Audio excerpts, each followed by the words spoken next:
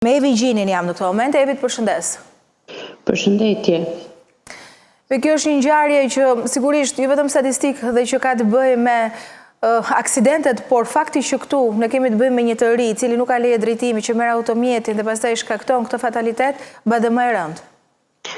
Aksidenti në fakt ka ndodhur ditën e djeshme në orën 19:30 në autostradën Levan Tepelen dhe në vendin e quajtur kryqëzimi i Cakranit.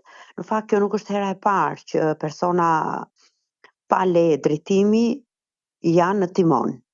Dhe ky fakt bëhet më i rëndë për shkak të moshës së tij të vogël. Është një 16 vjeçar, i cili pikërisht pse ka këtë moshë, nuk mund të pajisej me leje drejtimi të automjetit dhe ka shkaktuar aksidentin në fjalë. Aksidenti ka qenë shumë i rëndë për shkak se makinat janë përplasur kokë më kokë, ka qenë një përplasje fort, fatale, duke i shkaktuar vdekjen djalit të mitur. Ai ka ndruar jetë gjatë kohës që ishte duke shkuar për në spitalin e Fierit për të marrë ndihmën mjekësore, por nuk ja ka dalë dot. Policia është ende duke hetuar shkaqjet e këtij aksidenti, por shkaqjet të cilat ende nuk kanë dalë, sepse sipas tyre nuk ka kaluar ende 24 orësh i parë dhe po punohet për të gjetur arsyeën e vërtetë të këtij aksidenti, që në fakt dyshohet shpejtësia dhe prerja e rrugës nga 16 vjeçari, ka qenë i pavëmendshëm kur ka dalë në atë kryqëzim.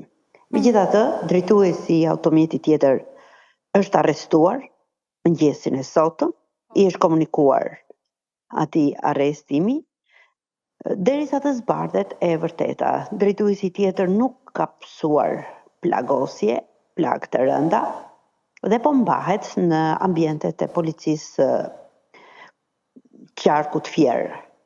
Kjo është gjithë ajo çka ka ndodhur.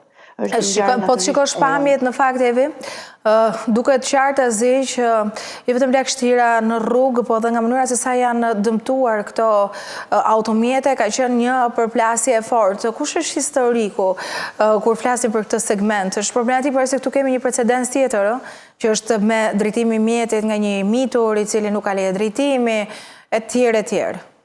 Ai aksorgor në fakt është një nga nyjet më problematike të Qarkut Fierit. Numri aksidenteve aty është pothuajse çdo ditë ka aksidente të raportuara nga policia në komunikatat zyrtare për shtyp, pavarësisht se në media jo gjithçka të aksidentit përbën lajm. Çka do të thotë që përplasja automjetesh pa pasoja jetësh njerëzore, fatmirësisht, ka çdo ditë.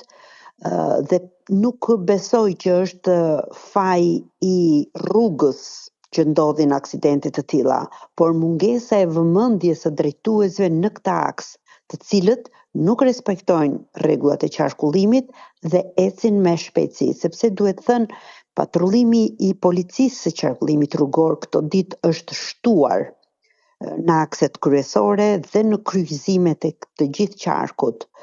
Por mbetet më tepër punë nga ana e policisë për të ndaluar, tani i bie të ndalojë mjetet që të i kalojnë edhe me një shpejtësi sikur dhe 10 metër mbi kilometër për orë mbi normën e lejuar, sepse arsyet kryesore janë shpejtësia dhe parakalimet e gabuara deri tani sipas statistikave të dhëna nga gjithë qarku. Pra, Evi, më konfirmon që në kuadër të festave të fund vitit, ku sigurisht për fat keq ne kemi një numër të shtuar të aksidenteve, atje janë marrë masat nga policia në mënyrë që të minimizohen duke orientuar qytetarët, drejtuesit e automjeteve, se ka një fluks në çdo familje shqiptare që ka njerëz që janë jashtë, janë kthyer me automjete, miq të afërm, familjar. Ka një numër të shtuar, sidomos tashmë që emigrantët kanë ardhur dhe kryqëzimet e rrugëve dhe akset nacionale të Qarkut Fier përfshi dhe termin autostrad, pavarësisht se standardet autostradëve asnjë prej rrugëve të emërtuara të tilla nuk i ka.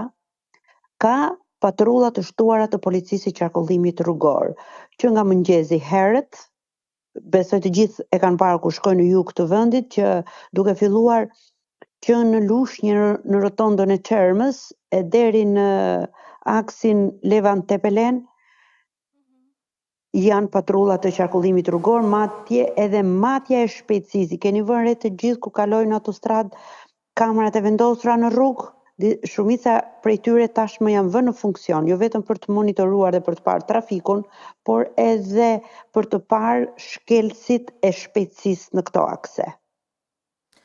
Ebi, unë të falenderoj për gjitha solle në vëmendje, si për rastin konkret, ashtu edhe për atë se çfarë ndodh si fenomen me cilin e përballemi pothuajse edhe në të gjitha segmentet kryesore në vend. Të uroj ditë mbar, kjo ishte Evi Gjini, që raportoi për këtë aksident dhe jo vetëm.